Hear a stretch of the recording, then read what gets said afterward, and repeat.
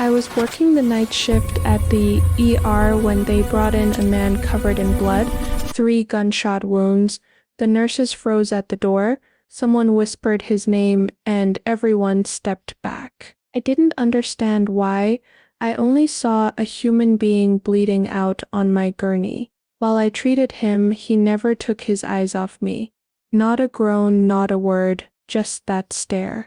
Before leaving, he leaned close to my ear and said something that froze my blood. "You touched me.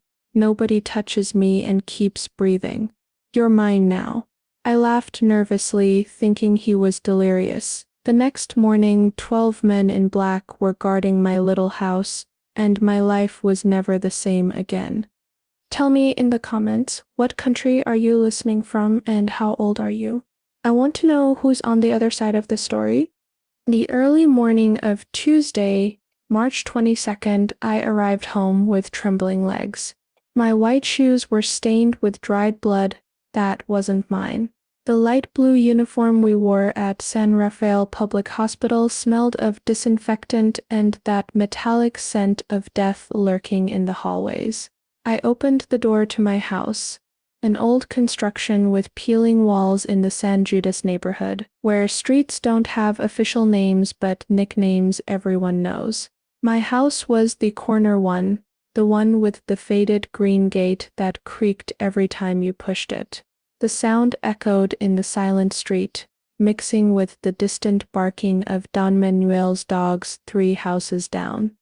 I dropped my bag on the wooden table my father had built 40 years ago before the illness took him. The table wobbled on uneven legs. I'd promised myself 1,000 times I would fix it, but there was never time, there was never money, there was never anything except exhaustion and the weight of another shift where I'd seen too much death for one person to carry. My hands were still shaking. I looked at them under the dim light of the single bulb hanging from the ceiling. These hands had sutured 3 bullet wounds tonight.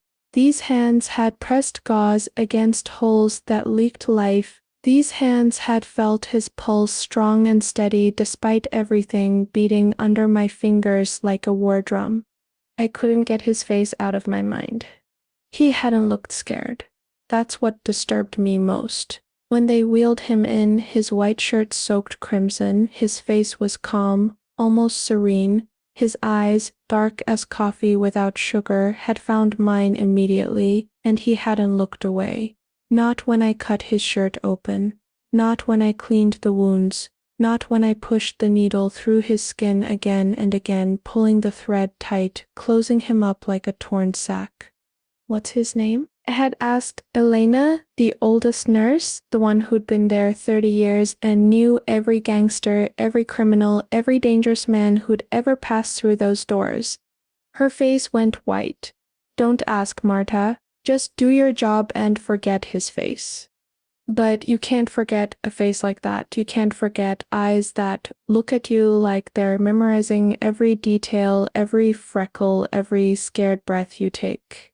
I walked to my tiny bathroom, the tiles cracked and yellowed with age. The mirror was foggy with humidity. I splashed cold water on my face, watching it drip down my neck, disappearing into the collar of my uniform. I was 42 years old. I looked 50. The lines around my eyes told stories of double shifts and medical school debt I'd never finish paying. My hair, once black and thick, like my mother's, now showed silver threads I couldn't afford to cover at the salon. This was my life? This small house, this exhausting job, this neighborhood where gunshots at night were as common as roosters at dawn? I should have been sleeping.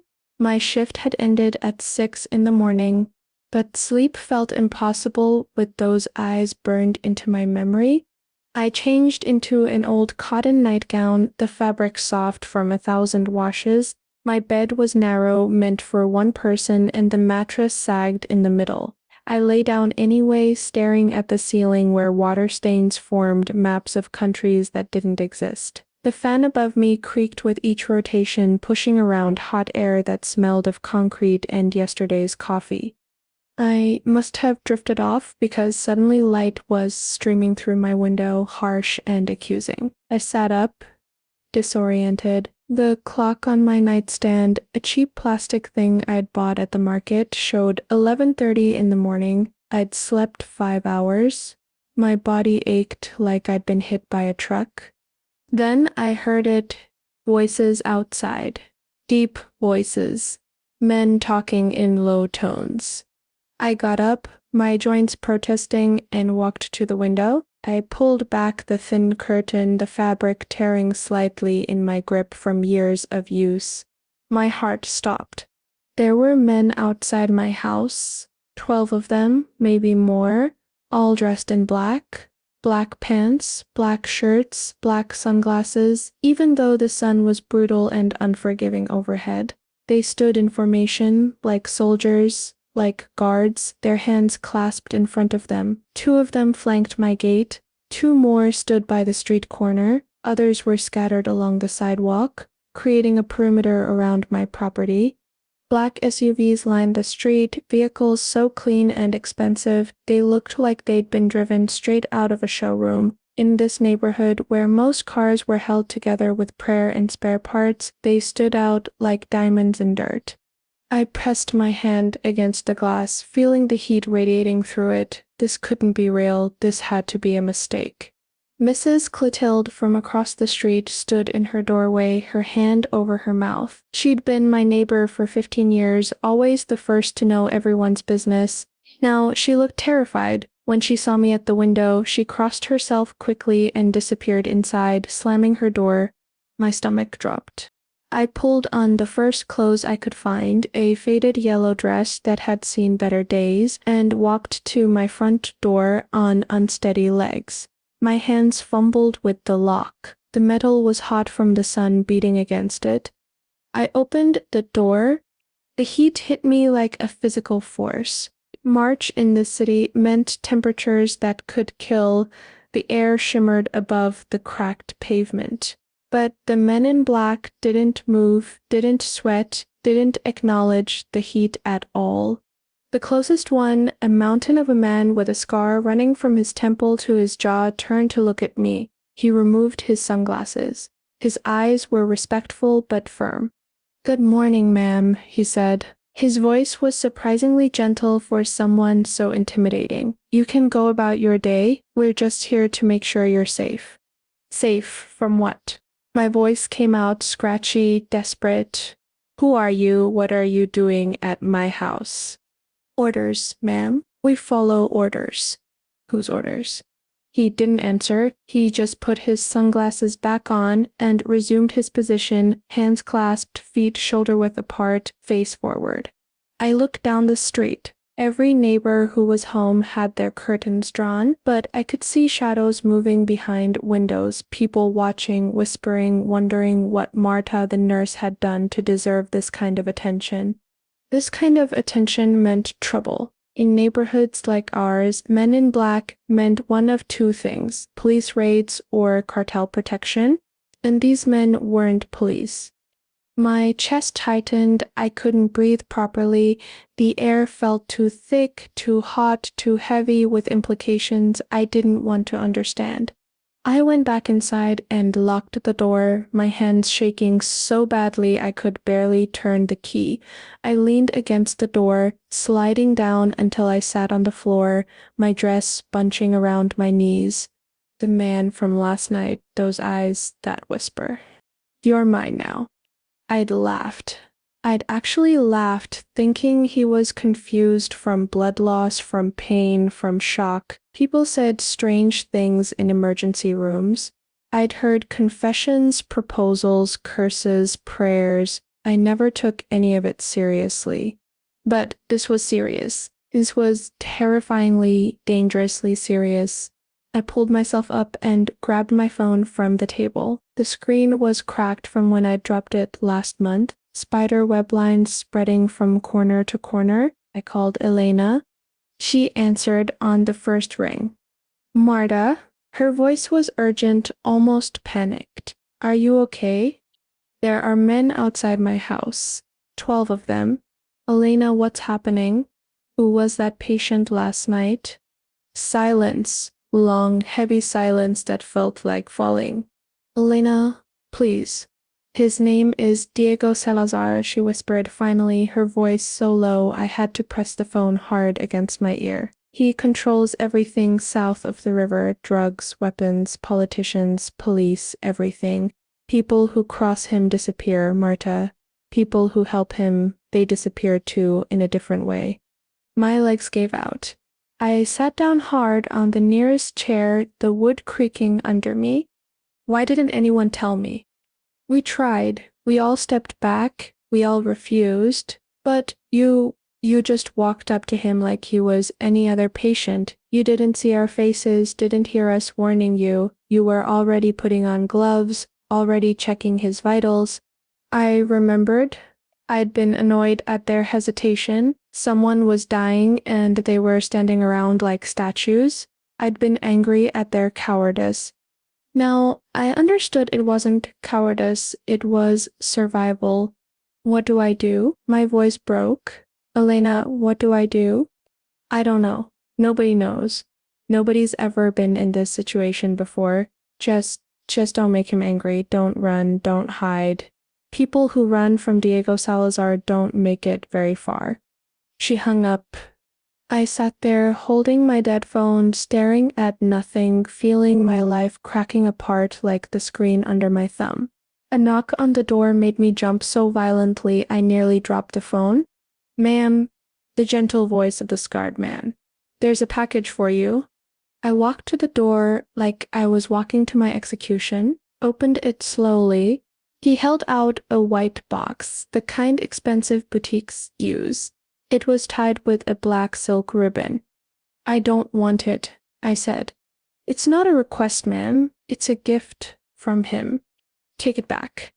I can't do that. He set the box down on my doorstep, right between us. He was very clear you saved his life. He doesn't forget debts, and he doesn't accept refusal. He walked away before I could argue, returning to his position by the gate. I stared at the box like it was a snake. Finally, I picked it up. It was heavier than I expected. I took it inside, closed the door, and set it on my table. My hands hovered over the ribbon. Every instinct screamed at me not to open it, but curiosity or maybe fear of what would happen if I didn't made me pull the ribbon loose. Inside, wrapped in black tissue paper, was a dress. Not just any dress. A dress that probably cost more than I made in 6 months. Deep burgundy silk, the kind that catches light and holds it. The label inside was from a designer I'd only seen in magazines rich women left behind in the hospital waiting room. Under the dress was an envelope. I opened it with shaking hands. The handwriting was neat, controlled, each letter perfectly formed. You will join me for dinner tonight, 8 o'clock. A car will come for you. Wear the dress. This is not optional, Diego. I read it 3 times. Each time the words felt more like a prison sentence. I couldn't go. I wouldn't go. I wouldn't go. I would call the police, tell them I was being harassed, threatened, held prisoner in my own home by armed men who worked for a man who owned the police, who owned the politicians, who owned everything and everyone south of the river. I crushed the note in my fist. This wasn't fair. I'd done my job. I'd saved a life because that's what doctors do, what we take an oath to do. And now I was being punished for it, trapped in a nightmare I hadn't asked for, didn't want, couldn't escape. I spent the afternoon pacing my small house, wearing a path in the already worn floor. The men outside didn't leave. Neighbors stopped trying to peek. The whole street went quiet, like everyone was holding their breath, waiting to see what would happen to poor Marta, who'd made the mistake of being good at her job. At 7 o'clock, I showered. The water was lukewarm, the pressure weak.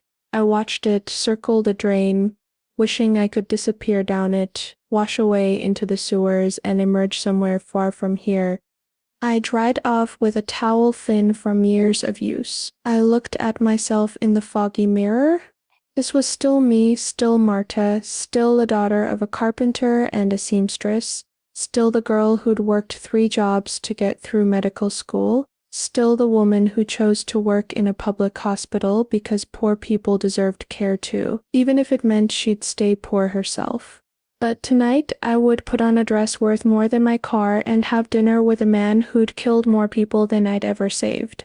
I put the dress on, it fit perfectly, hugging my body like it had been made for me. Maybe it had been, maybe he'd looked at me long enough last night to know exactly what size I wore. The thought made my skin crawl. I looked in the mirror again. The woman staring back was a stranger. Elegant, polished, expensive, not me at all. At exactly 8 o'clock, a black car pulled up. Not an SUV this time, but a sedan, sleek and quiet. One of the guards opened my gate, then opened my door. "It's time, ma'am." I walked out of my house on legs that didn't feel like mine. The dress swished around my knees. I'd put on my only pair of heels, black ones I wore to funerals. They clicked against the concrete. The guard opened the car door. The interior was leather, cool and dark. I slid inside. The door closed with a soft final sound. We drove through my neighborhood, past the corner store where I bought bread, past the church where my mother's funeral had been, past the school where I'd learned to read. Everything looked different through tinted windows, like I was already separated from my own life, watching it from a distance. We crossed the river. The bridge was old, built in the 50s, its metal framework rusting at the joints. Below, the water was brown and slow, garbage floating in eddies near the banks. On the other side, everything changed.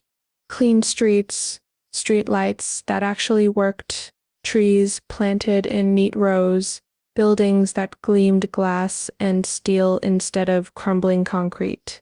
This was the north side where people like Diego Salazar lived, far from the mess and poverty they'd created.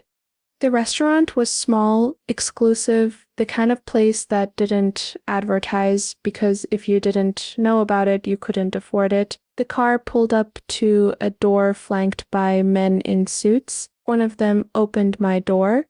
"Miss Martinez, he's waiting for you." I stepped out. The air smelled different here. Clean, perfumed. Money had a smell, I realized. It smelled like jasmine and fresh paint, and the absence of fear. Inside, the restaurant was dimly lit, all dark wood and soft music. A woman in a black dress that probably cost as much as my house led me through a main dining room where beautiful people ate beautiful food, their laughter quiet and refined. She took me to a private room at the back. He was there, sitting at a table set for 2, candles flickered between crystal glasses. The walls were covered in art. I didn't understand, abstract shapes and colors that hurt to look at. Diego Salazar stood when he saw me. He wore a black suit, perfectly tailored. His white shirt was open at the collar, no tie. His hair was dark, touched with gray at the temples. He looked older in proper light than he had under the harsh fluorescence of the ER, maybe 45, maybe 50. The kind of age where a man either looks distinguished or desperate. He looked distinguished and alive. Very much alive. The wounds I'd stitched were hidden under his expensive clothes, but I knew they were there. I knew exactly where I'd pushed the needle through his skin. "Marta," he said. His voice was deep, controlled, the voice of a man used to being obeyed. "Thank you for coming. You didn't give me a choice." He smiled. It didn't reach his eyes. "No, I suppose I didn't. Please sit." I sat because my legs were shaking. The chair was comfortable, padded with leather that probably came from cows raised specifically for their softness. He sat across from me, studied me with those dark eyes that had memorized me in the ER. "You look beautiful," he said. "I look bought." His smile faded. "You're angry. There are armed men outside my house. My neighbors think I'm either under arrest or under protection, and I don't know which is worse. You sent me this dress like I'm some kind of doll you can dress up. You summoned me here like I work for you. Yes, I'm angry. You saved my life. That's my job. No, he leaned forward, his elbows on the table. Your job is to work in that falling apart hospital for wages that barely cover your rent. Your job is to treat whoever comes through those doors and hope you don't get shot yourself when gang wars spill into the ER. Your job is to survive in a system designed to break people like you. He paused. But what you did last night wasn't just your job. You didn't have to touch me. Everyone else refused. Because they knew who you were. Exactly. And you didn't care. You saw someone dying and you helped. That's not a job. That's character. That's rare. So you're imprisoning me for having good character? That's your gratitude? A waiter entered, silent as a ghost, and placed plates in front of us. Food I couldn't identify, arranged like art. He poured wine the color of blood, left without a word. Diego picked up his glass. I'm protecting you? From what? From the 43 people who want me dead. The men who shot me are still out there. They'll hear that someone saved my life. They'll want to know who. They'll want to use that person against me. You think I put guards at your house to control you? I put them there because without them you'd be dead by tomorrow morning. The wine in my glass trembled. I set it down before I could spill it. I didn't ask for this. Nobody asks for the consequences of their actions. We just live with them. He cut into his food with precise movements. Eat, you look like you haven't had a proper meal in days. He was right. I couldn't remember the last time I'd eaten something that wasn't crackers or instant soup. But I couldn't eat this. Couldn't swallow anything in this place with this man while my life fell apart. Why did they shoot you? I asked instead, why does anyone shoot anyone? Power, money, revenge, take your pick. Did you deserve it? His fork paused halfway to his mouth. He set it down slowly, deliberately, his eyes fixed on mine, and I saw something in them I hadn't seen before, something cold and vast and utterly empty. Yes, he said simply, I probably deserved it. I've done things that would make you sick. I've ordered deaths. I've destroyed families. I've built an empire on suffering. He picked up his wine, swirled it, watched the light catch in the dark liquid. But I also keep the city from tearing itself apart. I maintain order. I make sure the violence has rules. Without me, it would be chaos. Every small-time criminal would think they could take over. Blood would run in the streets. Your hospital would overflow with bodies. It already does. It would be worse. Much worse. He drank his wine. I'm not asking you to like me, Marta. I'm not asking for your forgiveness or your understanding. I'm simply telling you the truth. I'm a bad man who does bad things for complicated reasons, and now, whether you like it or not, you're under my protection. I don't want your protection. That's not your decision to make? I stood up so fast my chair scraped against the floor. You can't do this. You can't just decide my life for me. I'm not your property. I'm not yours. He stood too, slower, more controlled. You touched me, Marta. You put your hands on me when everyone else was too afraid. You saw me as a human being worth saving. Do you have any idea what that means to someone like me? It means you were bleeding, and I'm a doctor. It means you're the first person in 20 years to touch me without flinching, without fear, without calculation. He walked around the table, closing the distance between us. I wanted to back away, but there was nowhere to go. Do you know what it's like to live in a world where every smile is false, every word is measured, every touch is either violence or manipulation? And then you just stitched me up like I was anyone else, like I mattered as a person, not as a king? You're not a king, you're a criminal. I'm both. And now you're under my care whether you want to be or not, because the alternative is you die, and I don't allow people who save me to die.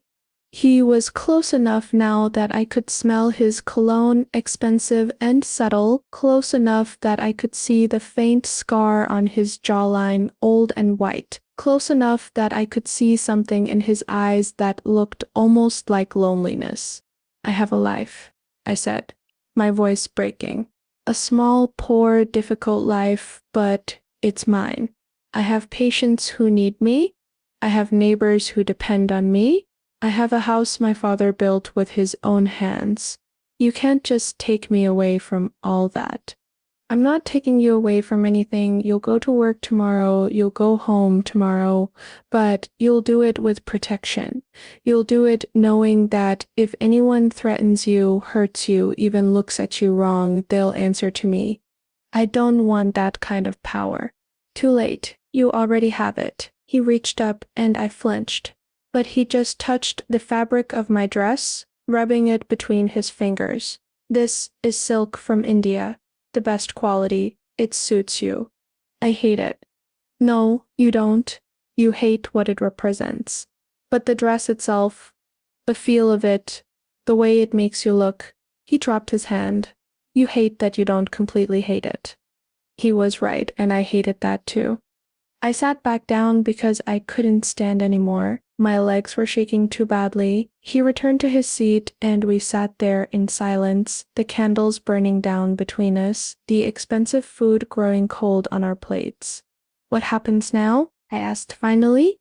Now you eat. Then I take you home. Tomorrow you work your shift. The guards stay outside your house. You go on with your life, but safer than you've ever been. And what about you? What about me? What do you want from me? He was quiet for a long moment, his dark eyes studying me like I was a puzzle he was trying to solve. I don't know yet, he said finally.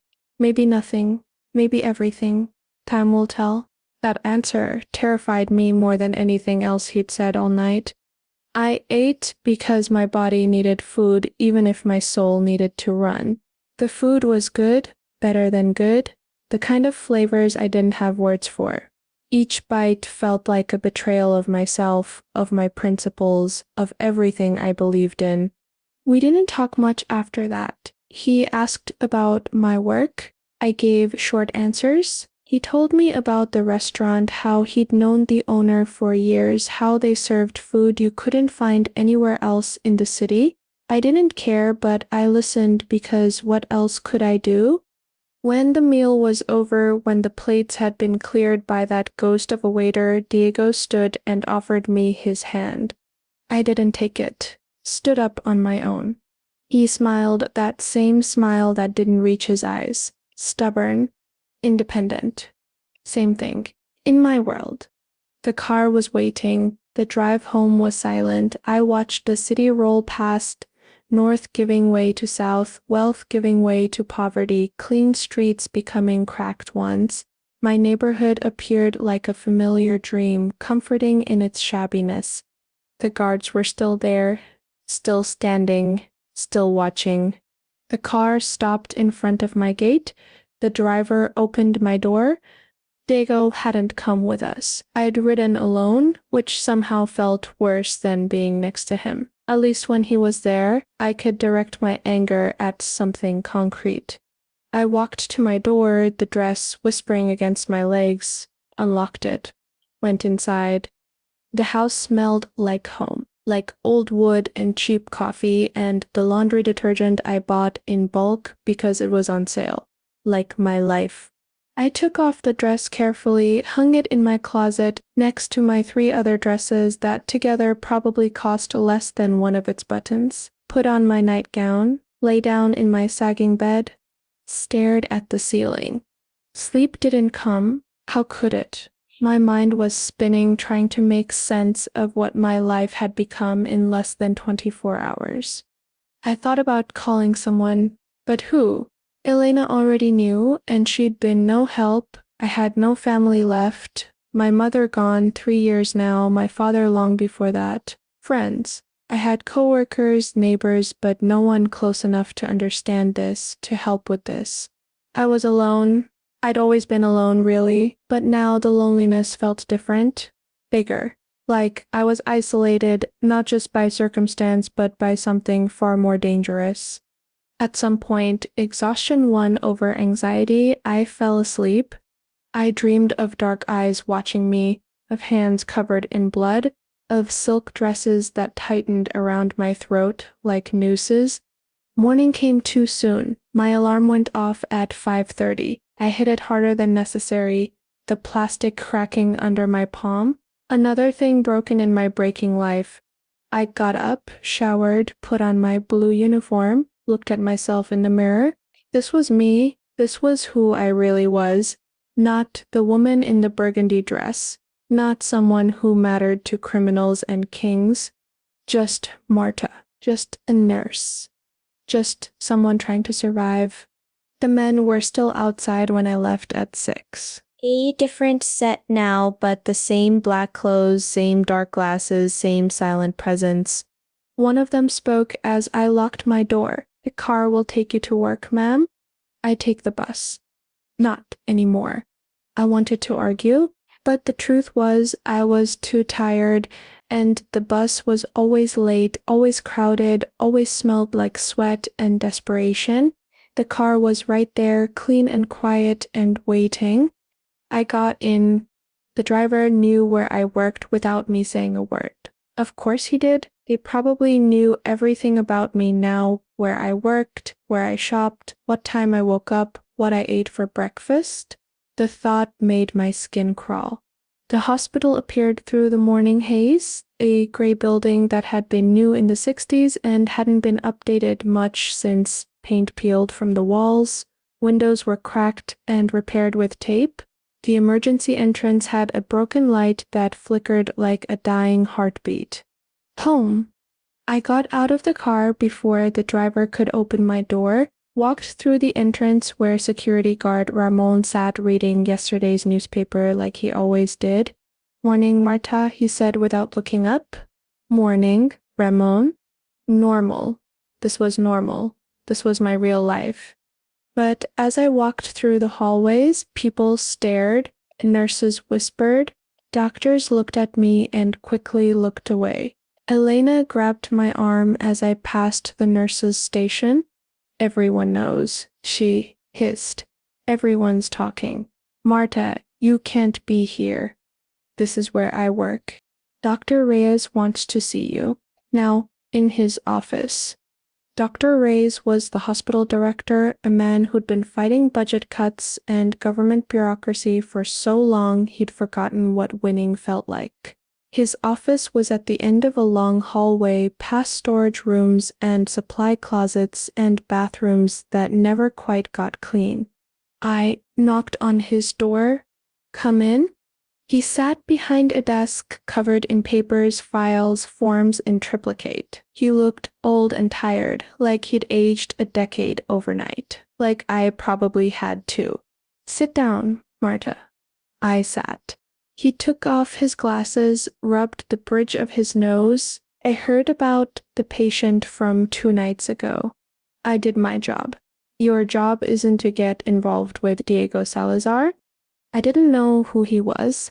But you know now. He put his glasses back on, looked at me with eyes full of something that might have been pity or might have been fear. "I have to let you go." The words hit me like a physical blow. "What?" "I can't have you working here. Not with his men outside, not with his attention on you.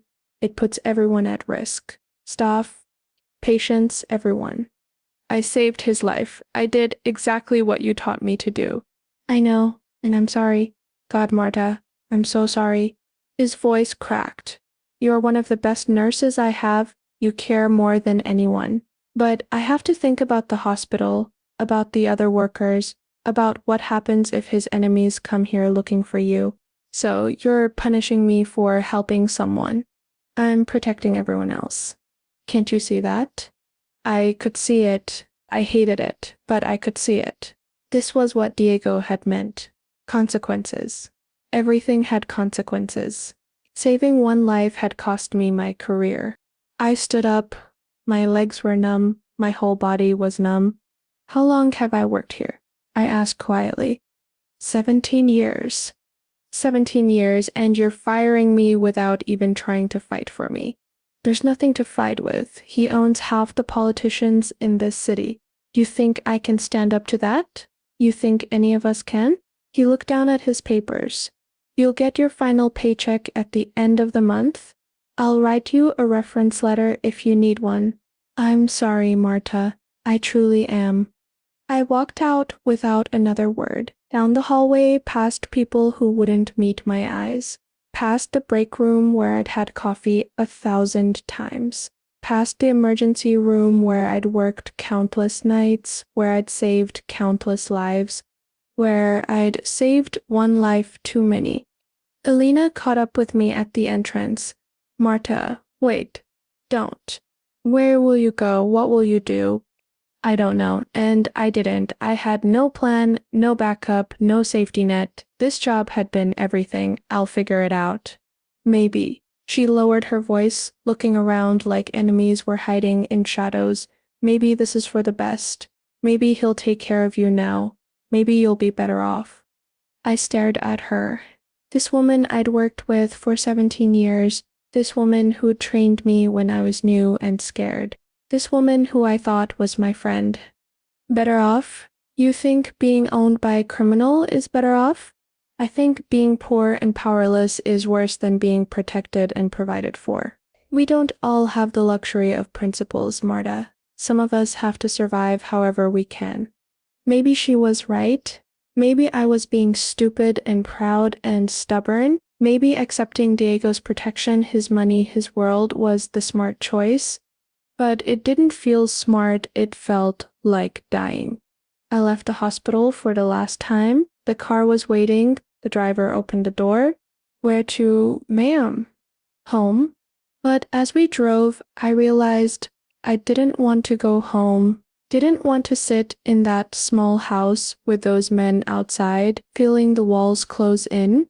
I didn't know what I wanted. Can you drive around for a while? I asked. Yes, ma'am. We drove through the city, through neighborhoods rich and poor, through streets I knew and streets I'd never seen. The sun climbed higher, burning away the morning haze. People went about their lives, walking, working, living, dying, all of it happening at once in this broken, beautiful city. My phone rang, an unknown number. I answered before I could think better of it. Marta. Diego's voice. How did he have my number? Stupid question. He probably had my blood type and shoe size memorized. I heard what happened at the hospital. You heard. Of course you heard. Did you have something to do with it? No. But I'm not surprised fear makes people do ugly things. I lost my job because of you. You lost your job because the system is broken and corrupt and the people in charge are cowards. That's not my fault. Everything is your fault. I was shouting now, not caring if the driver heard. My whole life is falling apart because you decided I'm yours. I didn't ask for this. I don't want this. Silence on the other end. Long enough that I thought he'd hung up. Then come see me, please. No. Marta. No. I'm going home. I'm going to lock my door, and I want you and your men to leave me alone. You know I can't do that. Then you're exactly what everyone says you are. A monster who takes what he wants and doesn't care who he destroys. I hung up before he could respond. My hands were shaking so badly I nearly dropped the phone. Home, I told the driver. Now, he drove me back to my neighborhood, my street, my house with the faded green gate. The guards were still there, would probably always be there. I went inside and locked the door. Leaned against it. Slid down until I was sitting on the floor again just like yesterday, my whole world reduced to this one moment of sitting on dirty tiles, wondering how everything had gone so wrong so fast. I cried. For the first time since my mother died, I cried. Big, ugly sobs that shook my whole body. I cried for my job, for my independence, for my small peaceful life that had been stolen from me. I cried for the unfairness of it all, for saving a life and being punished for doing the right thing and losing everything. I cried until there were no tears left, only dry heaving gasps that hurt my ribs. Then I got up, washed my face, and tried to figure out what to do with the rest of my life. The first thing was money. I needed money. The hospital would pay me for the rest of the month, but after that, nothing. I had some savings, maybe 3 months worth if I was careful. Then what? I'd have to find another job, but who would hire me now? Word would spread. The nurse who worked for Diego Salazar, the woman under his protection. No hospital would touch me. No clinic would risk it. Maybe I could leave the city, go somewhere far away where no one knew me, where I could start over. But the men outside wouldn't let me leave. And even if they did, even if I somehow escaped, what then? Diego had resources everywhere, money, power, connections. If he wanted to find me, he would. I was trapped. The realization settled over me like a weight. I was completely, utterly trapped. My choices had been taken away. My freedom was an illusion. I could move around, go places, do things, but only within the invisible cage Diego had built around me. A knock on my door? Not the guard's polite rap, but something more insistent. I opened it to find a different man, older, maybe 60, with silver hair and a kind face. He wore a simple gray suit, no sunglasses. Miss Martinez, my name is Carlos. I work for Mr. Salazar. May I come in? No, please. I'm not here to threaten you. I'm here to talk. Just talk. Something in his face made me step aside. He entered slowly, respectfully, taking in my small house with eyes that didn't judge. Would you like some coffee? I found myself asking because my mother had raised me to be polite, even to enemies. That would be lovely. Thank you. I made coffee in my old percolator, the one that hissed and sputtered like it was angry at the world. We sat at my father's wobbly table, two people who shouldn't exist in the same room, drinking bitter coffee from chipped mugs. I've worked for Diego for 20 years, Carlos said. I've seen him do terrible things. I've seen him destroy people without blinking. But I've never seen him like this. Like what? Lost, uncertain, almost human. He sipped his coffee, grimaced at the taste, but didn't complain. You've affected him in a way I didn't think possible. I don't care. I think you do. I think you care very much, and that's why you're so angry. It would be easier if you didn't care at all. He was right, and I hated that everyone kept being right today. What does he want from me? I asked. I don't think he knows. That's what scares him. For 20 years, Diego has controlled everything. Every person, every situation, every outcome. Control is how he survived. But you can't be controlled. You won't be bought or threatened or manipulated. You're just yourself. And he doesn't know what to do with that. He could leave me alone. He could, but he won't. Carlos set down his mug. Diego doesn't have many weaknesses, but the few he has are absolute. He protects what's his with everything he has. And somehow, in his mind, you became his. I'm not a possession. No, you're a person. That's why this is so complicated. He stood, preparing to leave. He wants you to come to his house this afternoon, 4 o'clock. He wants to talk. Really talk, not just order you around. And if I refuse, then he'll respect that. But the guards will stay, the protection will stay, your life will stay in limbo. At least if you talk to him, you might find some common ground. Some way forward that doesn't feel like prison. He left his card on the table. A phone number, nothing else.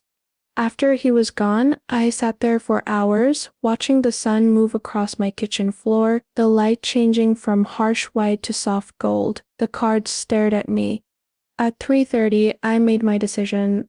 I changed into a simple dress, nothing fancy, did my hair, Put on lipstick, not for him but for me, because I needed to feel like I had some control over something, even if it was just the color of my lips. At 4 o'clock, I walked outside, told the guard I needed a car to take me to Diego's house. He didn't look surprised. Probably nothing surprised these men anymore. The drive took 30 minutes. We went deeper into the north side, past the nice neighborhoods into the extremely wealthy ones, high walls, security gates, houses you couldn't see from the street. The kind of wealth that didn't advertise itself because it didn't need to. We stopped at a gate that looked like it could withstand a bomb. It opened silently. The driveway was longer than my entire street. Trees lined it, old and tall, their branches creating a canopy of green shade. At the end sat a house that looked more like a museum. White stone, huge windows, a fountain in front where water danced and sparkled. The car stopped. My door was opened. I stepped out onto stones so smooth they felt like glass under my feet. Diego was waiting at the door, no suit this time, just dark pants and a white linen shirt, sleeves rolled to his elbows. The bandages from my stitches were visible on his arm, evidence of what I'd done, what had started all this. "You came," he said. "I'm here to talk. That's all. That's all I'm asking." He led me inside and I tried not to gasp. The house was massive, with ceilings so high my voice would echo. Everything was beautiful and expensive and cold, art on every wall, floors that shined like mirrors, furniture that looked like no one ever sat on it.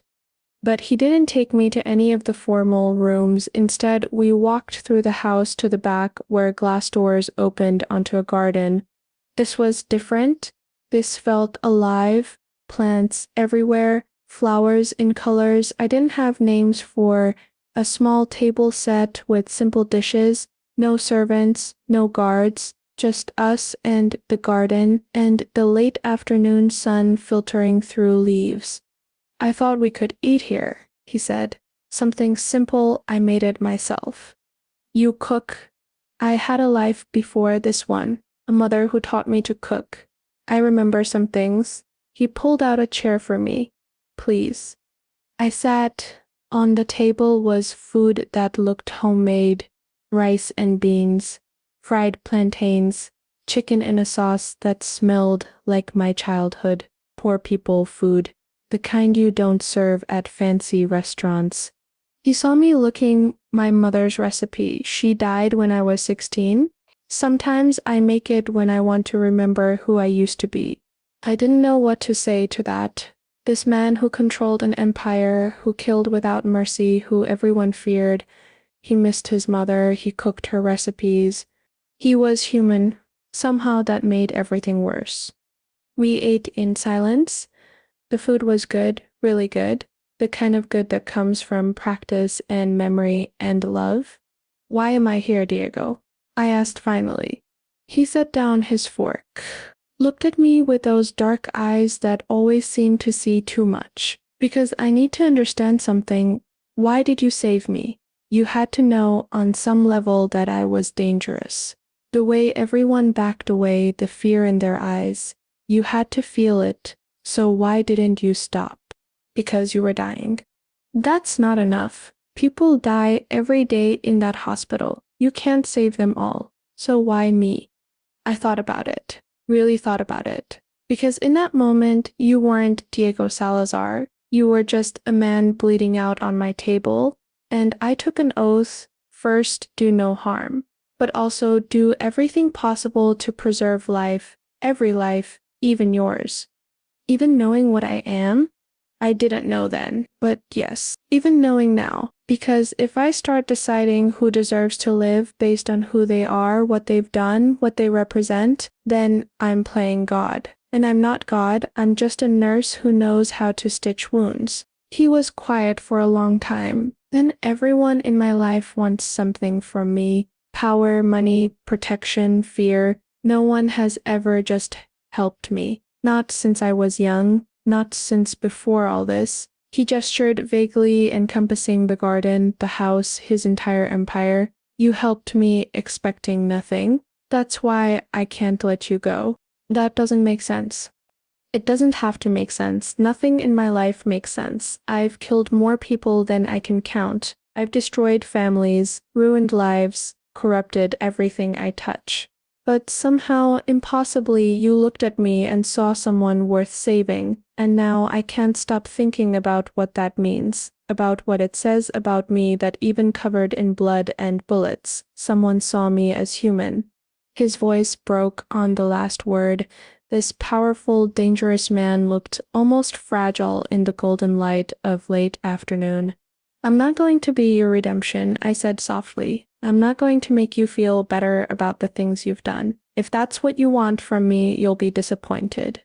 I don't want redemption. That ship sailed long ago. He poured wine, offered me a glass. I took it. I don't know, honesty. Someone who doesn't lie to me or manipulate me or fear me, someone who just exists as themselves, without calculation. That's a lot to ask of someone you've imprisoned.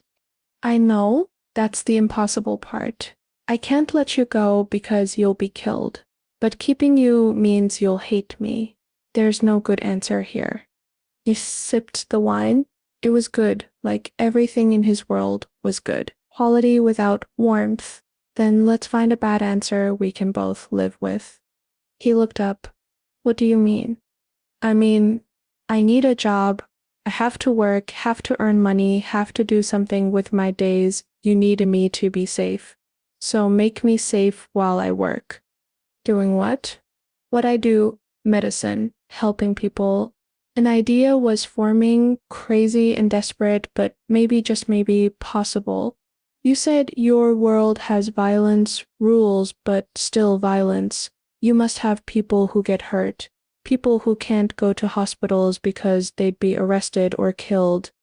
He nodded slowly, seeing where I was going. Let me help them. Set up a clinic, somewhere safe.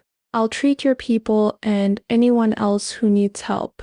Poor people who can't afford hospitals. People like me who just need someone to care. A clinic. Yes, pay me a salary. Let me hire staff. Give me supplies and space and security. Let me do what I'm good at. Let me make something good come out of this nightmare. He stared at me like I'd spoken in a foreign language. You want to use my money, my protection, my resources to help people? Yes, including my enemies. Including everyone.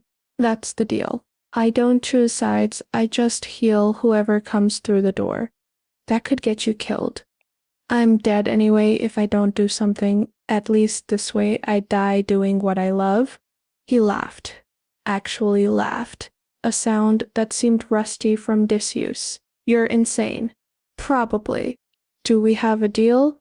He studied me for a long time. The sun was setting now, painting the garden in shades of orange and pink. Somewhere nearby, birds sang. It was almost peaceful, this moment, this impossible negotiation between a criminal and a nurse who'd both lost their way. Yes, he said finally. We have a deal, but with conditions. What conditions?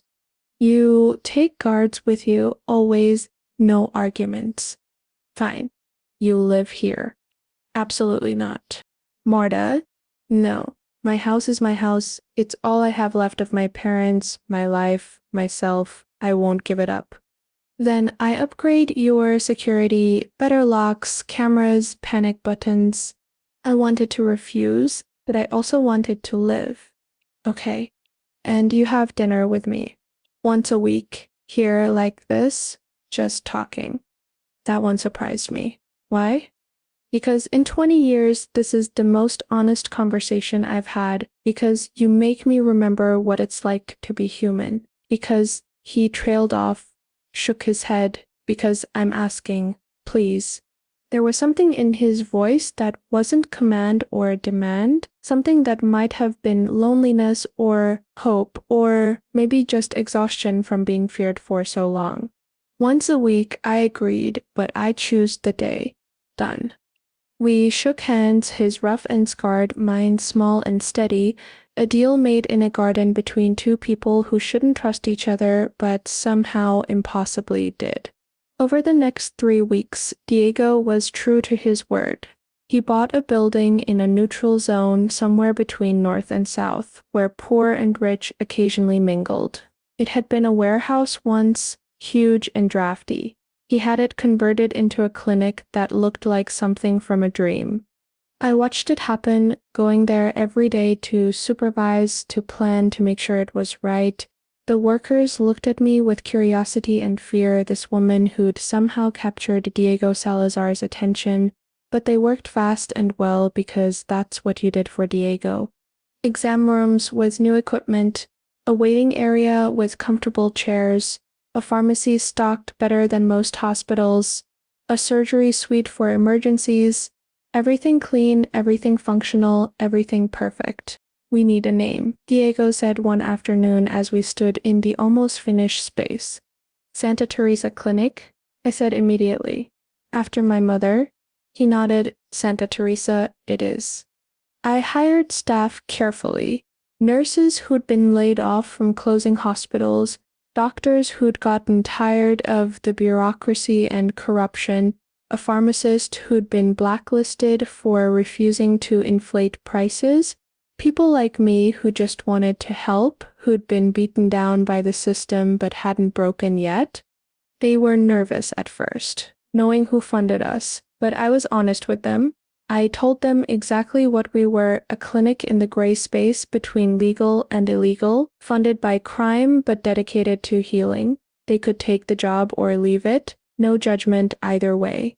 They all stayed. We opened on a Monday in April. The day was hot and humid, the kind of heat that makes everything stick to your skin. I'd barely slept the night before, running through every possible disaster in my head.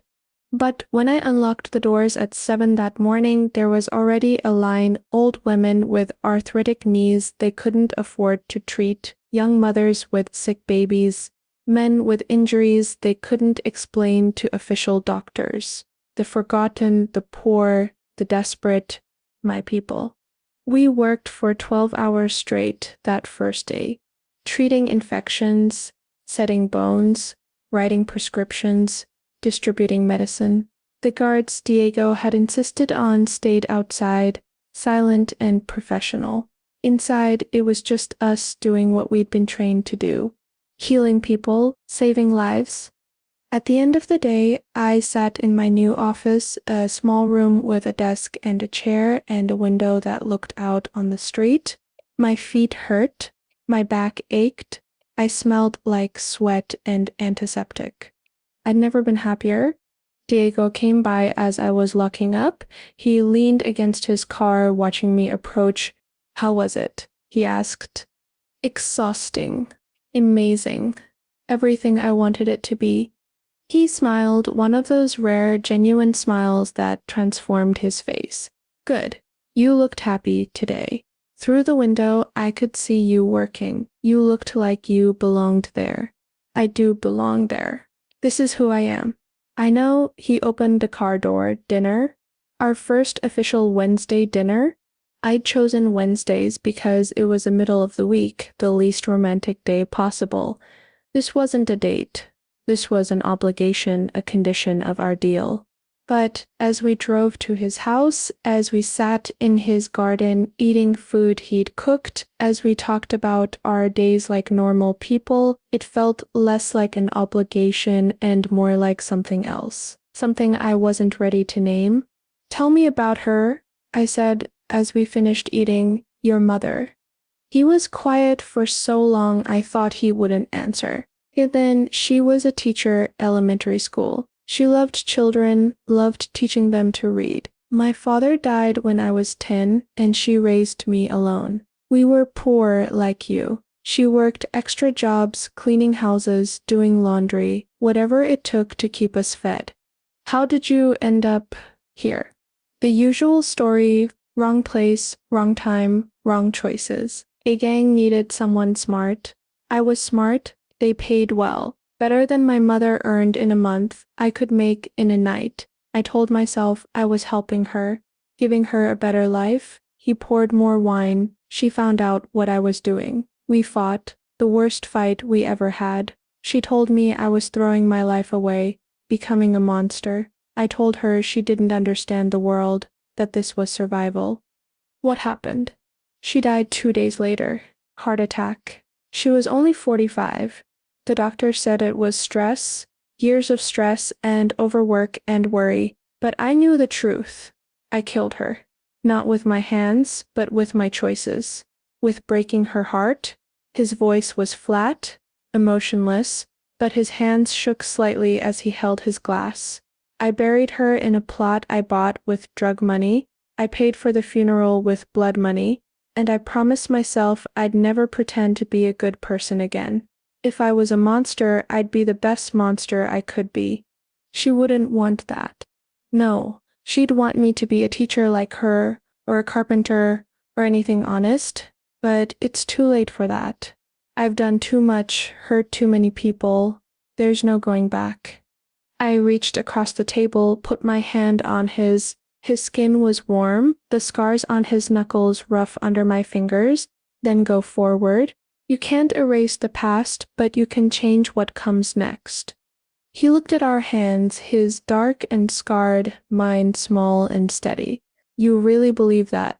I have to, otherwise what's the point of any of this? We sat like that for a while, holding hands in a garden while the night settled around us, two broken people trying to build something good from something bad. Over the months that followed, the clinic thrived. Word spread fast in communities that don't trust official channels.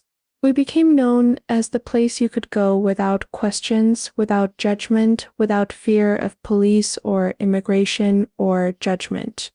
We treated everyone Diego's men when they got shot in turf wars, rival gang members who had nowhere else to go, undocumented workers, domestic violence survivors, drug addicts, homeless people, every kind of suffering you could imagine walked through our doors, and we helped them all.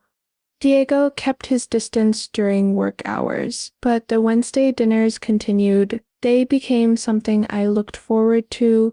Though I wouldn't admit it, we talked about everything and nothing. Books we'd read, movies we'd seen, memories of our mothers, dreams we'd given up on. He was surprisingly well-read, surprisingly funny, surprisingly thoughtful when he wasn't playing the role of ruthless criminal.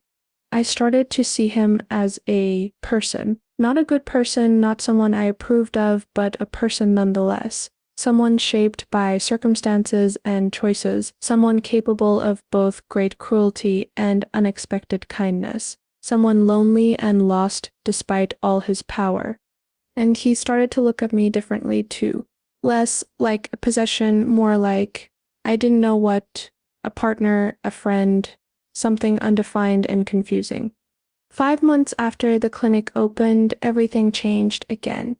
It was a Thursday night, late. I was at the clinic finishing paperwork when one of Diego's men burst through the door, blood pouring from a wound in his side. Behind him was a woman, young, maybe 25, pregnant, very pregnant. She was bleeding too, clutching her stomach, her eyes wide with terror. "Help us," the man gasped. They're coming for her." We got them into exam rooms fast. I worked on the man while my best nurse, Carmen, worked on the woman. The bullet had gone through his side, missing major organs but causing lots of damage. I could save him, but the woman was in labor, premature labor brought on by stress and injury, and she'd been shot too, the bullet grazing her leg. "Who is she?" I asked as I stitched the man. "Diego's sister," he managed through gritted teeth. "We thought she was dead. She's been in hiding for years. They found her. The men who tried to kill Diego, they found her." My hands froze. "Diego doesn't have a sister." "He does?" "Had. She disappeared when she was 18. Everyone thought she was dead, but she was alive, hiding, pregnant. They found her tonight. We got her out, but barely." I finished his stitches on autopilot, my mind racing. Diego had a sister he thought was dead, a sister who was currently in my clinic, in labor, bleeding. The door burst open again. Diego himself this time surrounded by armed men. His face was something I'd never seen before, pure, raw emotion, fear and hope and desperation, all mixed together. "Where is she?" he demanded. "Exam room 2, but Diego, she's—" He was already moving. I followed, grabbing supplies. In the room, Carmen looked up with frightened eyes. "The baby's coming. Now, we need to do a C-section. She's bleeding too much. The baby's in distress." Diego stood frozen in the doorway, staring at the woman on the table. She was conscious, crying, reaching for him. "Diego," she whispered, "I'm sorry. I'm so sorry. I left. I couldn't stay in that world. I couldn't watch you become—" "It's okay," he said, his voice breaking. "It's okay. You're safe now. The baby. Save my baby. Please." I made a decision. Everyone out except Carmen. "Diego, you too. I'm staying. You're not. You'll be in the way. Either trust me or take her somewhere else. But decide now because we're running out of time." He looked at me and I saw something in his eyes I'd never seen before. Complete, absolute trust. He nodded and left. Carmen and I worked fast. I'd done C-sections before years ago during my training, but not like this. Not in a clinic with basic equipment. Not on someone bleeding, traumatized, whose life and baby's life both hung by threads. I made the incision. Blood welled up, hot and dark. Carmen suctioned, her hands steady. I worked through layers of tissue, finding the uterus, cutting carefully, trying not to shake. And then there he was. A baby boy, tiny and blue, not breathing. I pulled him out, clamped the cord, cut it. Carmen took him immediately, working to clear his airways, stimulate him, make him breathe. Nothing. I stitched the mother fast, stopping the bleeding, closing her up, but I couldn't stop watching Carmen work on the baby. Please, I thought, please breathe, please live. The seconds stretched into eternity. Then a sound. A weak, angry cry. The baby was breathing. Alive, tiny and early and fragile, but alive. Carmen wrapped him in warm blankets, brought him to his mother. The woman was barely conscious from blood loss and drugs, but she smiled when she saw him, touched his face with one trembling finger. "Miguel," she whispered. "His name is Miguel, after our father." Then she passed out. We stabilized her, gave her blood, monitored her vitals. She'd live. The baby would need special care, weeks in an incubator probably, but he'd live too. I walked out of the room on shaking legs. Diego was pacing the hallway, his men standing at attention around him. When he saw me, he stopped. "Well, she's alive. The baby too. A boy. She named him Miguel." Something happened to his face then. It crumpled, all that careful control dissolving.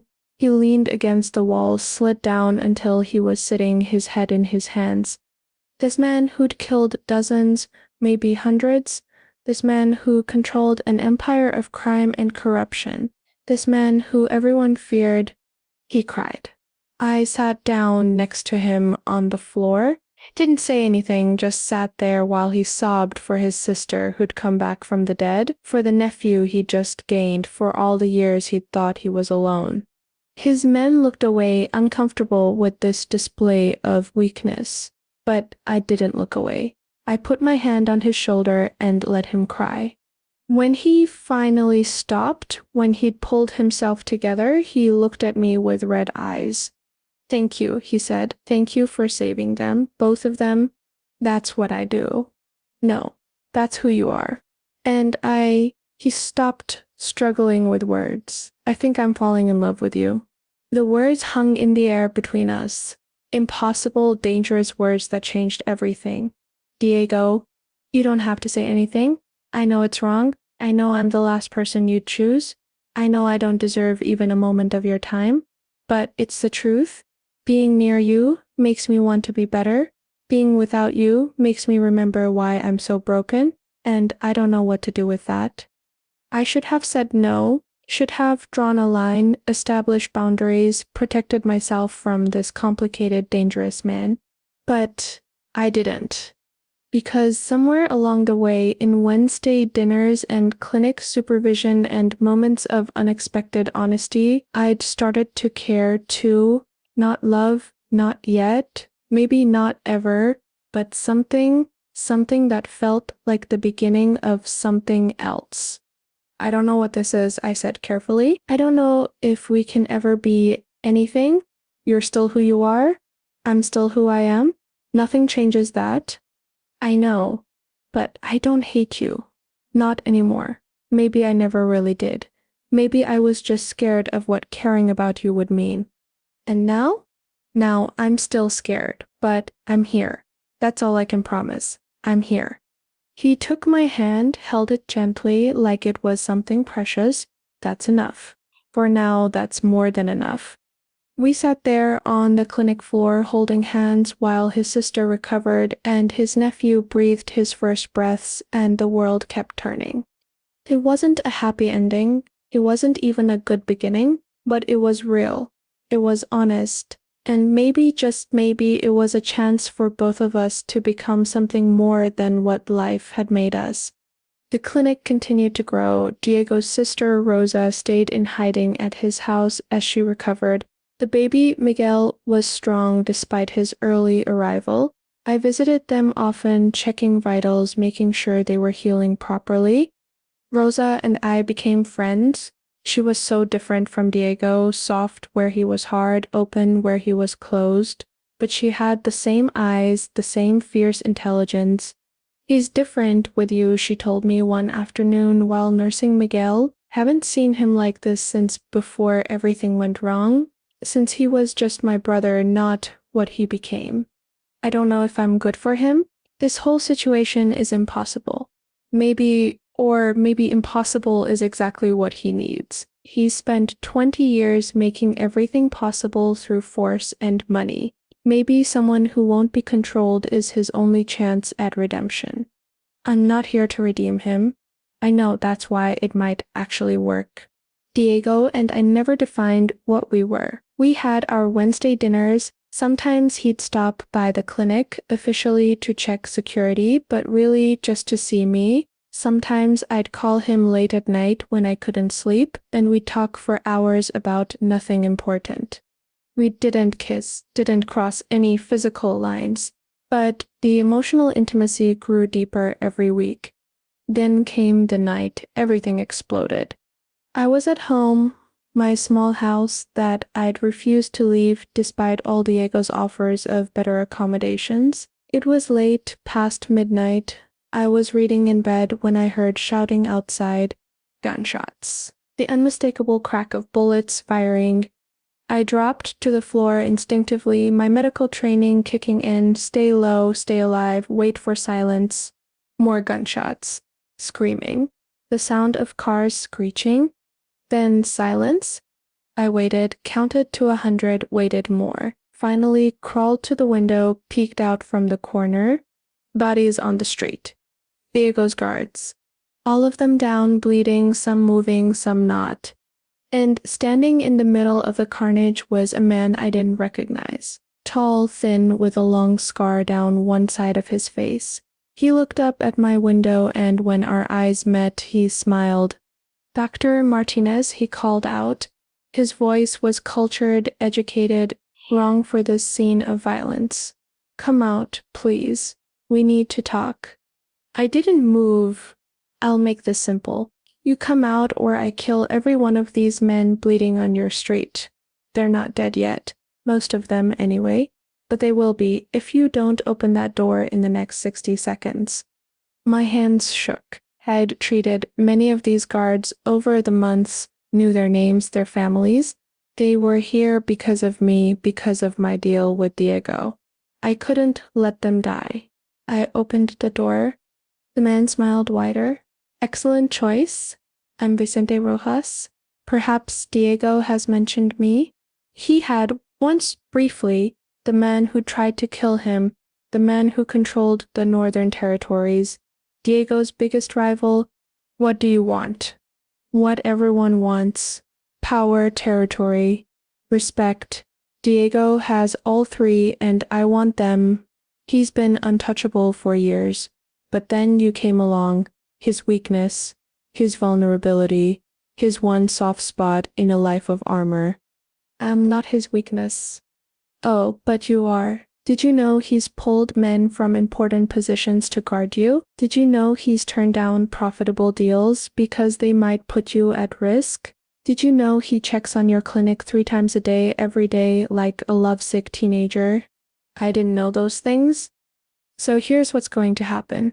Vicente continued. You're going to come with me, quietly, peacefully, and you're going to call Diego and tell him that if he wants you back alive, he needs to give me everything south of the river, his territory, his operations, his connections, everything. He won't do it. He will. For you, he absolutely will. That's what makes you so valuable. He gestured to his men. Grab her. 2 men started toward me. I backed up, my mind racing. I couldn't let this happen. If Diego gave up his empire for me, it would destroy everything he'd built. More importantly, it would create a power vacuum that would flood the streets with blood. Gang wars, turf battles, hundreds of innocent people caught in the crossfire. I couldn't be responsible for that. So I did the only thing I could think of. I ran back through my house, out the back door, into the alley behind my street. I heard Vicente shouting, his men chasing. But I knew these streets. I'd lived here my whole life. I knew every shortcut, every hiding place, every neighbor who'd help. I ran through Mrs. Clotilde's yard, vaulted her fence, cut through the old factory building that had been abandoned for years. My lungs burned, my legs screamed, but I kept running. Behind me, the sounds of pursuit, getting closer. I ducked into a drainage tunnel, the kind kids used to play in, but adults forgot existed. The water was ankle deep and reeked, but it led 3 blocks away, coming up in the old cemetery. I crawled through, trying not to think about what I was crawling through, emerged into the cemetery, soaked and stinking and terrified. My phone was still in my pocket, miraculously dry in its waterproof case. I pulled it out with shaking hands and called Diego. He answered immediately. Marta, what's wrong? My men aren't responding. Vicente Rojas attacked my house. Your guards are hurt, maybe dead. He wants me to trade for your territory. I ran. I'm in the old cemetery by Santa Ana Church. Stay there. Don't move. I'm coming. Diego, there's something else. Something I need to tell you. Tell me when I get there. No, now. In case I took a breath. In case something happens. I need you to know I lied before. When I said I didn't know what this is between us, I lied because I was scared. Marta, I love you. God help me. I love you. I don't want to. I don't think I should, but I do. You're a criminal and a killer and everything I should hate. But you're also kind and broken and trying so hard to be better. And I love you for that. For all of it. Silence on the other end. Then his voice, thick with emotion. I'm coming to get you. Stay alive, Marta. Please, just stay alive for me. The phone went dead. I sat in the cemetery, surrounded by graves of people who'd lived and died in this neighborhood, waiting for either rescue or death. The absurdity wasn't lost on me. 2 months ago, I'd been a simple nurse living a simple life. Now I was hiding in a graveyard, having just confessed love to a crime lord, waiting for a gang war to erupt around me. Life was strange. Life was impossible. Life was happening anyway. I heard vehicles approaching. Multiple vehicles, car doors slamming, voices calling my name.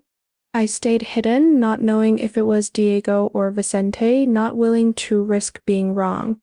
Then I heard it, his voice. Marta, Marta, where are you? It's me. You're safe now. I stood up from behind a large tombstone. I'm here. He ran to me, this powerful, dangerous man, and pulled me into his arms so hard I could barely breathe. He was shaking, I realized, actually trembling. When I got the call that your guards weren't responding, when I thought you might be... He couldn't finish the sentence. I'm okay, wet and gross, but okay. He pulled back, looked at me, really looked at me like he was memorizing every detail, then he kissed me.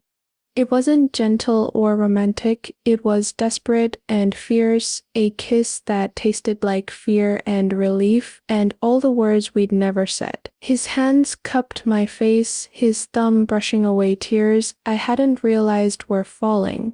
When we finally broke apart, I was crying properly.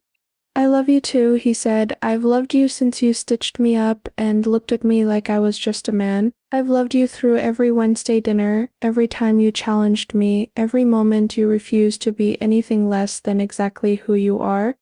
This is so stupid, I said, laughing through tears. This is the worst love story ever. Yeah, he agreed, it really is.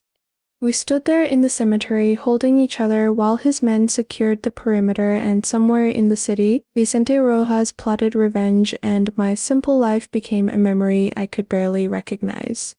But I was happy, impossibly, stupidly, dangerously happy. Because love isn't about perfect circumstances or good decisions or sensible choices. Love is about finding someone who sees you completely, flaws and all, and choosing to stay anyway. And we had chosen, against all logic, against all odds, we had chosen each other. The next morning, I woke up in Diego's house. He'd insisted, and for once I hadn't argued. My house was a crime scene. His guards were in the hospital, most of them recovering, but some critical. Vicente had disappeared after I'd escaped, but he'd made his message clear. This was war. Rosa brought me coffee in bed. I heard what happened. Are you okay? Physically, yes. Otherwise, I shrugged. I'm in love with your brother, my life is in danger, and I'm pretty sure I've lost my mind. She sat on the edge of the bed, Miguel sleeping in her arms. For what it's worth, I think you're good for him. I think you might be the only good thing in his life. He has you now and Miguel. Yes, but that's family. That's obligation mixed with love. Your choice. Pure choice. And Diego hasn't had many pure choices in his life. Over the following weeks, we fell into a new routine. I lived at Diego's house but ran the clinic during the day. Security around me tripled. I hated the restriction but understood the necessity. Diego and I learned how to be together. He taught me to cook his mother's recipes. I taught him to dance salsa badly, laughing when he stepped on my toes. We watched old movies on his obscenely large TV. We sat in his garden reading books, not talking, just being near each other. It was domestic and strange and wonderful. But the war with Vicente loomed over everything. His attacks became more frequent, more bold. He targeted Diego's operations, his people, his allies. The streets ran with blood. And then he targeted the clinic. It was a Tuesday afternoon. We were busy, the waiting room full. A man walked in, looked around, pulled out a gun.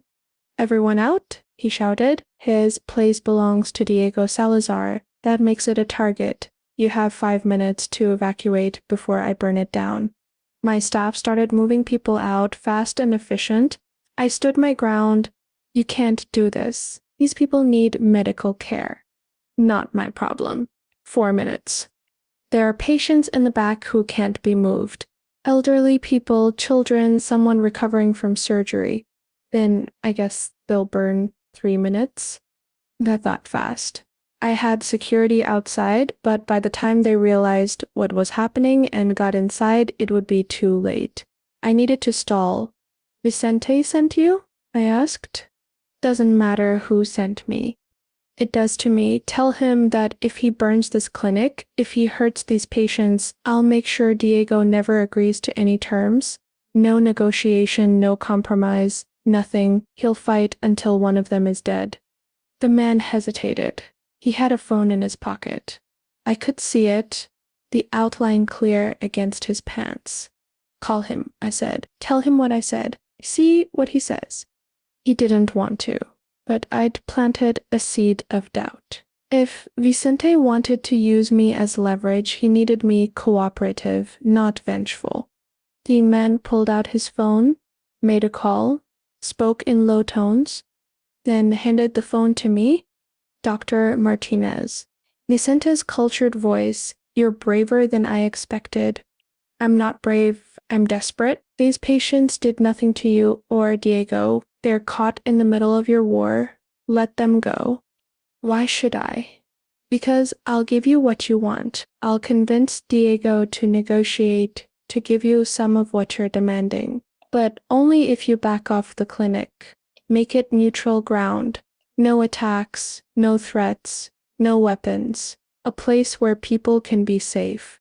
Silence? Then, and if Diego refuses, then I'll leave him.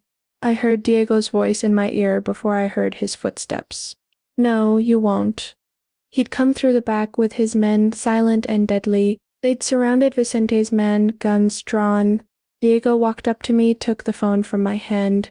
Vicente, he said into the phone, hear me clearly. You can come after me. You can attack my operations. You can burn my properties. But the clinic is off limits. It's neutral ground. And if you or any of your men harm anyone under its roof, I will make your death last days. Weeks. You'll beg me to end it before I'm done? He hung up, looked at his man holding the gun. Get out. Tell Vicente what I said. And tell him this is his only warning. The man ran. Diego turned to me. His face was fury and fear mixed together. Never do that again. I had to protect the patients.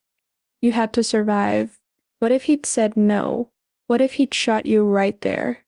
He wouldn't. I'm more valuable alive. You think that matters? You think people like Vicente care about logic when they're angry? He pulled me close, his grip almost painful. I can't lose you. I can't. Don't ever put yourself at risk like that again. I'm a doctor, Diego. Risk comes with the job. Not anymore. From now on, security inside the clinic too. Armed guards in the waiting room. No one gets in without being screened. That'll scare people away. Better scared than dead. I wanted to argue, but looking at his face, seeing the genuine terror there, I couldn't. He'd lost so many people. His father, his mother, his sister for years. The thought of losing me was breaking him. Okay, I said softly. Okay, more security. But they stay subtle. No uniforms, no obvious weapons. People need to feel safe here, not threatened. Fine. But they're there and they're armed, and if anyone tries anything like this again, they won't walk out. He was right, and I hated it. The clinic was supposed to be neutral, safe, above the violence. But there was no above in this world. There was only in or out, protected or vulnerable. We reopened the next day with new security. Patients noticed but didn't leave. Where else could they go? This was still the best option they had. Word spread about what had happened, about the standoff, about Diego's ultimatum to Vicente. The clinic became truly neutral ground, respected by all sides. It became a symbol of something bigger than territory or money or power. It became a place where humanity still mattered. Months passed. The war with Vicente continued but evolved. Instead of open battles, it became a chess game of strategy and positioning. Bloody, yes, but more controlled. Diego and I grew closer every day. We were partners now in every sense. He asked my opinion on decisions. I asked his help with clinic problems. We argued and made up and argued again. Rosa and Miguel stayed with us. The house that had been cold and empty became warm with the sound of a baby crying, Rosa singing, me and Diego cooking dinner together. It felt like family, broken and strange and built from impossible circumstances, but family nonetheless. One night, as we lay in bed, Diego's arm around me, I asked a question I'd been afraid to ask. What happens to us, long term? What do you mean? I mean, this can't last forever. Your life is violence.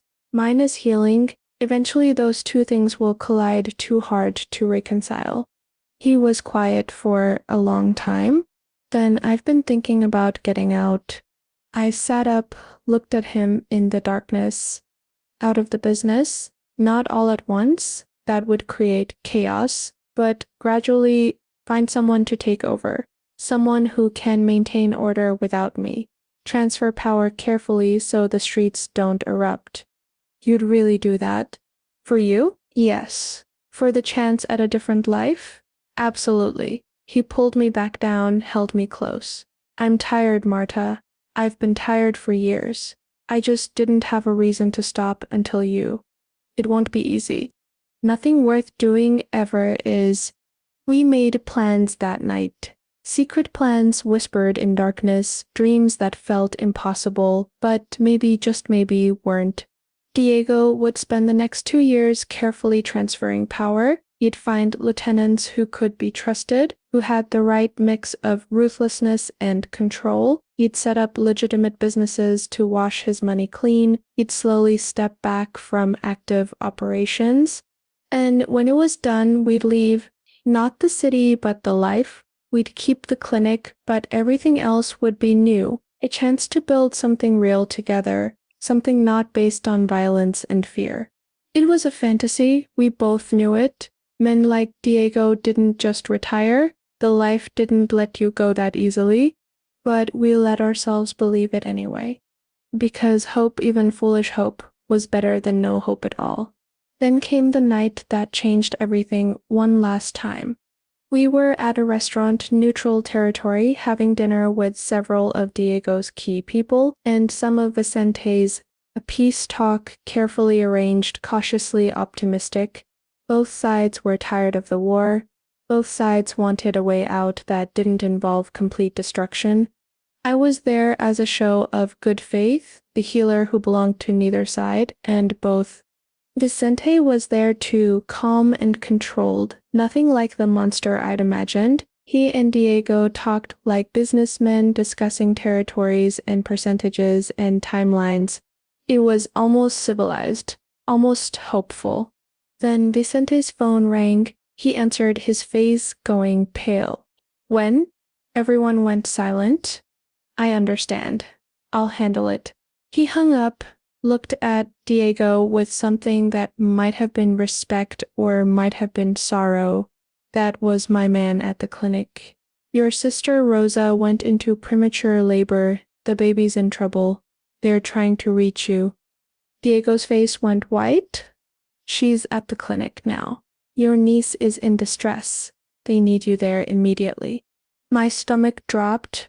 Rosa had gotten pregnant again 6 months ago, another precious chance at family, but it was too soon. She was only 7 months along. Diego stood so fast his chair fell. We have to go. Wait. Vicente stood too. Let me help. I have the best obstetrician in the city on my payroll. She can be at the clinic in 20 minutes. Why would you help? Because I'm not a monster despite what you think. And because this war has gone on long enough, let this be where it ends. Let me help save your niece, and in return you accept my peace terms. Equal split of the city, no more fighting, no more death. Diego looked at him for a long moment, then nodded. We raced to the clinic, Vicente's men and Diego's men together for the first time, united by something bigger than territory, by family, by hope, by the fragile chance that maybe violence didn't have to be the only answer. Rosa was in bad shape when we arrived. Bleeding heavily, the baby's heartbeat erratic. My staff had done everything they could, but this was beyond our capabilities. Vicente's obstetrician arrived exactly when promised. A small, efficient woman who took one look at Rosa and started barking orders. We need to deliver now. C-section immediately. Someone get me proper equipment. Diego pulled strings I didn't know he could pull. Medical equipment appeared, specialists arrived, the clinic transformed into an operating room in minutes. I assisted, my hands steady despite my fear. Rosa was family now. The baby was my niece. This had to work. It took 2 hours of surgery, of complications, of moments where we almost lost them both. But finally, a cry, weak but determined, a baby girl, tiny and red and fighting. Rosa was unconscious but stable. The baby needed intensive care, but she'd live. Diego held his niece with hands that had killed dozens, tears streaming down his face. "She's beautiful," he whispered. "She's perfect." Vicente stood in the corner, watching. When Diego looked up at him, something passed between them, understanding maybe, or just exhaustion. "Her name is Teresa," Diego said, "after Marta's mother, after the clinic that saved her life." I started crying. Couldn't help it. This tiny baby named after my mother, born in a place I'd built, saved by a peace brokered in desperation. Vicente stepped forward. "She'll grow up in a better city than we had. I promise you that." "We both will," Diego agreed. They shook hands, these two enemies, over a baby who represented everything they'd fought against: peace, hope, innocence. It was beautiful and sad and impossibly hopeful all at once. The next year passed in a blur of change. Diego and Vicente honored their peace agreement. The city became quieter, safer. Violence didn't disappear, but it decreased dramatically. Diego began his transition out of the life. It was slow, careful, but real. He found good people to take over his operations. He invested in legitimate businesses. He became respectable, or as respectable as a former crime lord could become. The clinic thrived. We expanded, adding a second location. I trained new doctors and nurses, building a network of care for people who'd been forgotten by the system. Rosa and Miguel and baby Teresa stayed with us. Our house became a home full of laughter and crying babies and family dinners around a table that had once sat unused. Diego and I got married in a small ceremony in the garden where we'd shared so many dinners. No fancy wedding, no huge celebration, just us, Rosa, a few close friends, and a priest who didn't ask too many questions about where Diego's money came from. I wore a simple white dress I'd bought at a department store. Diego wore a suit he already owned. We exchanged vows we wrote ourselves, promises about honesty and partnership and loving each other despite our impossible beginning. "I promise to see you as you are," I said, my voice shaking slightly, "not as what you were or what you could be, but as the man standing in front of me right now. Flawed and trying, broken and healing, human in all the ways that matter. I promise to protect you without caging you," Diego said, "to love you without possessing you, to build a life with you where both of us can breathe freely, where both of us can be whole." We kissed as husband and wife, and I thought about how far we'd come from that night in the ER, how impossible this had seemed, how impossible it still was, really. But impossible doesn't mean not real. Sometimes the most impossible things are the most true. Life wasn't perfect after that. We had fights.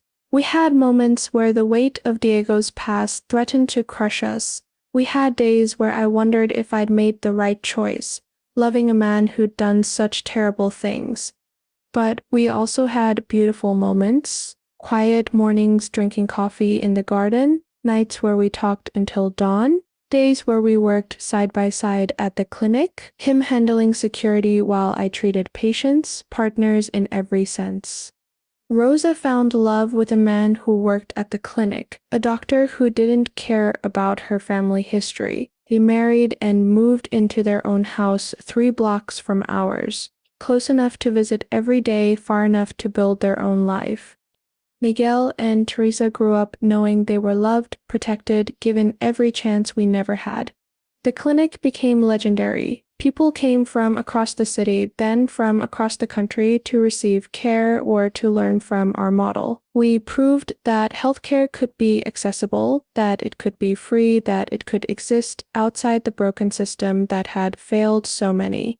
And Diego transformed. Not completely, not magically. He would always carry the weight of what he'd done, would always have nightmares about the people he'd killed, would always be recognizable to those who knew his past. But he became something else too. A husband, an uncle, a philanthropist who funded clinics and schools and programs for at-risk youth, a man trying to build good things from a life of destruction. "Do you ever regret it?" he asked me one night 5 years after we married. We were in our garden, older now, grayer, marked by time and struggle and joy. Saving me that night, starting all this, I thought about it. "No," I said finally, "I regret the pain, the fear, the danger. I regret that people got hurt because of my choice. But regret saving you? No, because you weren't just a criminal on my table that night. You were a human being who deserved a chance. And look what you did with that chance. Look what we built. We built something impossible. We built something real. Same thing maybe." He pulled me close, and we sat there as the sun set, as another day ended, as our impossible life continued happening against all odds. This is my story, the story of how I saved a criminal's life and lost my own in the process. How I found love in the most unexpected place. How I learned that people aren't just their worst moments, that redemption is possible even for those who seem beyond saving, that sometimes the right choice feels absolutely wrong until enough time passes to prove it wasn't. I don't know if I'd recommend my path to anyone else. It was dangerous and difficult and came with costs I still pay. But it was mine. My choice, my life, my love. And I wouldn't trade it for any safe, simple alternative. Because simple doesn't change anything. Simple doesn't save anyone, including yourself. Sometimes you have to walk through fire to find out what you're really made of. Sometimes you have to love the wrong person to discover they're actually right. Sometimes you have to lose everything to gain what really matters. I lost my job, my safety, my peaceful life. I gained a husband, a family, a purpose bigger than myself. It was a terrible trade and a beautiful one all at once. That's life, though. That's love. That's the messy, complicated truth of being human.